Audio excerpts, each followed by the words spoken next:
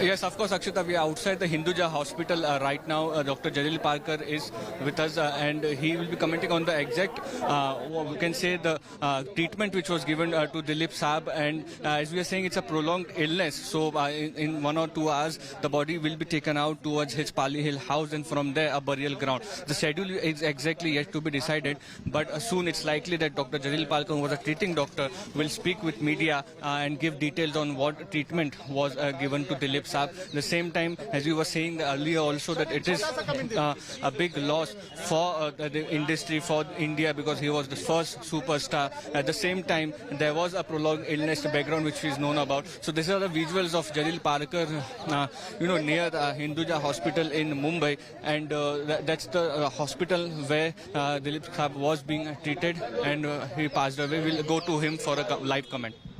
करने से पहले सुनिए, ये इनका नाम है फैसल फारूकी। ये इनके ऑफिशियल स्पोक्स पर्सन है। ट्विटर हैंडल जो है वो यही हैंडल करते हैं। तो जो भी आप पूछेंगे मुझसे बात कीजिए और इनसे बात कीजिए, ताकि एक बार ही हम सब आपको बता सकें। शुरुआत हाँ बोलिए। दिलीप साहब ने आज जो है सुबह 7:30 बजे के आसपास अंतिम सांस ली। आप लगातार इलाज कर रहे थे, क्या ट्रीटमेंट बताइए सर? ट्रीटमेंट क्या? देखिए, ये वक्त नहीं है कि उनको हमने ट्रीटमेंट क्या दिया। 98 की उम्र में हर इंसान को कुछ न कुछ तकलीफें होती हैं, और उनका इलाज हमने जो किया है वो सही तरीके से किया है। उम्र का तकाजा था, और उस वजह से आज सुबह 7:30 बजे डॉक्टर नितिन गोखले थे, सायरा जी थी, और 7:30 बजे उनका देहांत हो चुका है। भगवान करे कि उनके आत्मा को शांति मिले। सर वो 30 जून को एडमिट हुए थे, क्या समस्याएं उनको आई थी जिस वजह से वो एडमिट हुए थे, और लगातार इससे पहले भी 5 जून को भी एडमिट हुए थे? देखिए, कोई देहांत होने के बाद रीजन ऑफ डेथ नहीं पूछा जाता है, ठीक है ना। थोड़ी तो इज्जत देनी चाहिए जो इंसान का देहांत होता है। तो ये वक्त नहीं है कि क्या रीजन है क्या नहीं है। उनको सांस की तकलीफें थी पहले, तो आपको सब मालूम था। तो वो जो उसके लिए जो भी इलाज करना था, उसके लिए कुछ डॉक्टर मौजूद थे जिन्होंने सब मिलकर हम लोग ने इलाज किया था। उसमें सब में पहले जो थे उनके कार्डियोलॉजिस्ट डॉक्टर नितिन गोखले थे, फिर मैं था। नितिन गोखले तो उनके मुझे लगता है 21 साल के ऊपर इलाज उनका कर रहे थे, मैं 20 साल से कर रहा था। फिर डॉक्टर अनीता पटेल जी थी जो यूरोलॉजिस्ट हैं, उनको भी बुलाया गया था। डॉक्टर जयदीप पालेत जो सर्जन थे, उनको भी बुलाया गया था। तो हम सब मिलकर जो भी इलाज करते थे वो साथ में करते थे। साथ में इंटेंसिविस्ट जो थे वो भी थे मौजूद। तो इलाज जो भी करना था वो हमने मिलकर किया है। कोशिश तो बहुत की। हम चाहते थे कि उनके 100 साल पूरे हों। उनके ऐसा शख्स मुझे नहीं लगता कि बॉलीवुड में कभी पैदा होगा।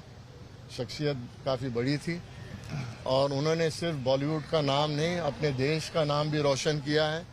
और मुझे लगता है कि उन्होंने नाम बॉलीवुड का हॉलीवुड से ज़्यादा भी कर चुके हैं। आगे की चीज़ें आपको अगर पूछनी है तो फैसल फारूकी साहब के साथ पूछिए, फिर मैं आपसे वापस बात करता हूँ। इनसे पूछ लो ना, इनसे बात कर लो।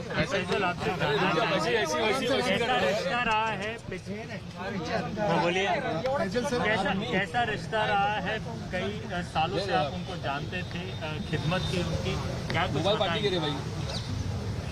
दिलीप साहब आप जैसे जानते हैं कि एक खाली फिल्म अदाकार ही नहीं थे, फिल्म एक्टर ही नहीं थे, बहुत ही ग्रेट ह्यूमन बीइंग थे। और इस रिश्ते से उनकी मोहब्बत सारे देश के हर एक उस बच्चे से, बड़े से, बूढ़े से रहती थी।